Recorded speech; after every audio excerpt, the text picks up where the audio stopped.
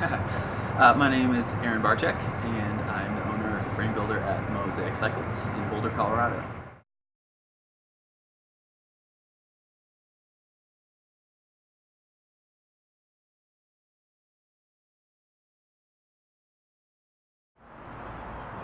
What's your favorite part about building bicycles?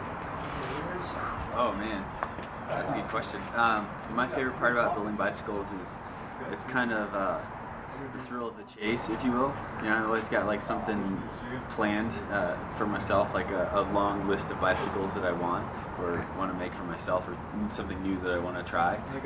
And so, to me, it's just really fun to kind of have that design and implementation and trying new things, and ultimately just like building new bikes for people. You know, just getting people on custom bikes is my favorite part of it.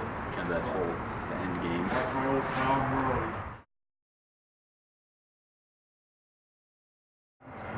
My number one goal as a builder is to maintain, you know, the highest expectation for myself in terms of quality.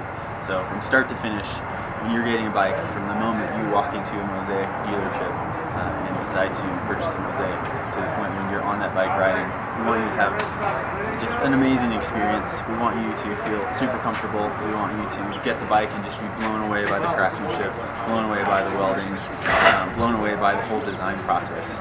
So we really strive to kind of make that whole experience. The end goal of the bike for you kind of pulls in many different pieces and elements that achieve certain goals for you as a rider. And it's much like a mosaic in that you have small pieces that come together to converge into a larger piece of art. We take that approach for bike building as well. So that's kind of where the name Mosaic Cycles came from. Usually my favorite bike that I've ever built is the one that I'm riding right now, until I build a new one for myself. Recently I built up an RS1 for myself. I haven't been on steel in a while, and I continue to be just blown away at how awesome this bike is. I'm calling it the most balanced bike I've ever made for myself. It's lightweight, it's still got some kick to it, it's got that awesome steel compliant feel as well. Built it up with some Dura-Ace 9000. I don't think there's anything that bike can't do yet. Of course I have another tie rig coming along down the line, so we'll see about that, but right now I think that's the RS1 is really kind of a new pinnacle of bikes I've made for myself. Nice.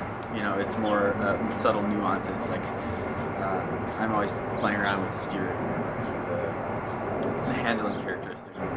You know, that bike is really great, but it handled just a little bit too fast for my liking, or the opposite, it was just a little too slow, or it was too stiff. You know, last one I made, my last tie frame I made for myself it was a lot of fun, but man, it was just a little too stiff. So it's more of those kind of small subtleties. I ride bikes because it is, at this point, I live, I eat, I breathe bicycles.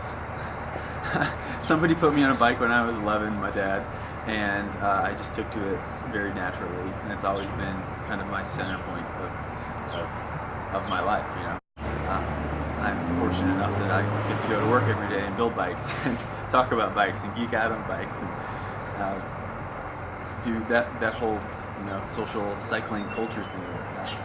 So, I mean, I ride bikes because it's my life. Craftsmanship to me is all in the details. It's details of process from start to finish.